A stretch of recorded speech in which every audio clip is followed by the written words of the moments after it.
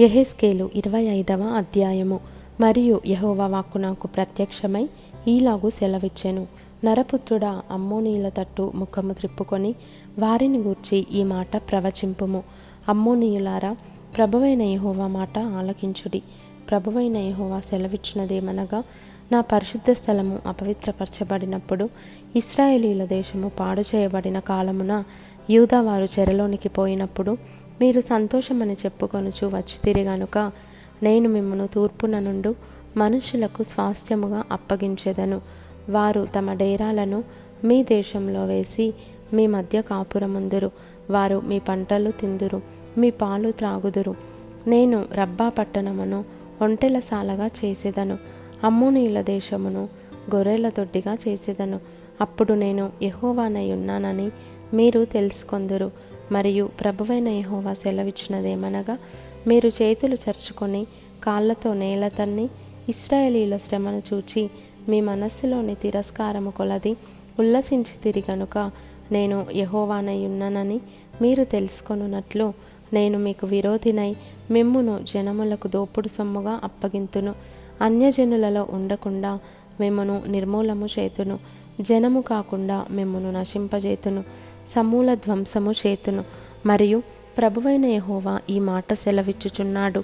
ఇతర జనములన్నిటికిని యూదా వారికిని భేదమేమి అని మోయాబీయులను షేయీరు పట్టణపు వారును అందురు గనుక తూర్పుననున్న వారిని రప్పించి దేశమునకు భూషణముగానున్న పొలిమేర పురములగు బేత్యెషీమోతును, బయల్మెయోనును, కిర్యతాయిమును, మోయాబీయుల సరిహద్దులోగానున్న పట్టణములన్నిటినీ అమ్మోనీయులనందరినీ వారికి స్వాస్థ్యముగా అప్పగింతును.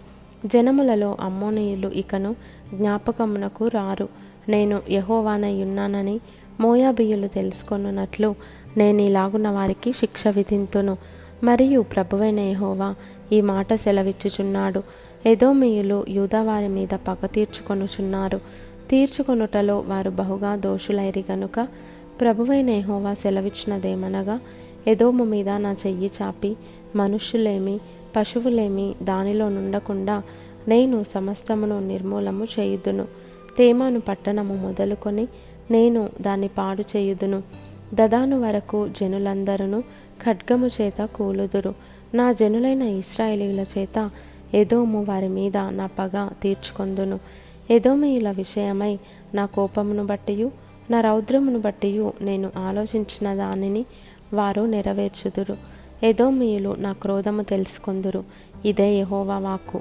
మరియు ప్రభువగు యెహోవా ఈ మాట సెలవిచ్చుచున్నాడు.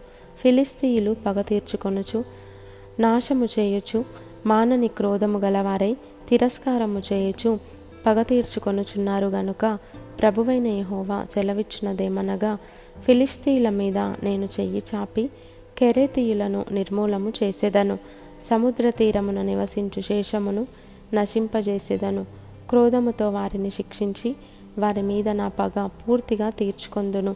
నేను వారి మీద నా పగ తీర్చుకొనగా నేను యెహోవానై ఉన్నానని వారు తెలుసుకొందురు.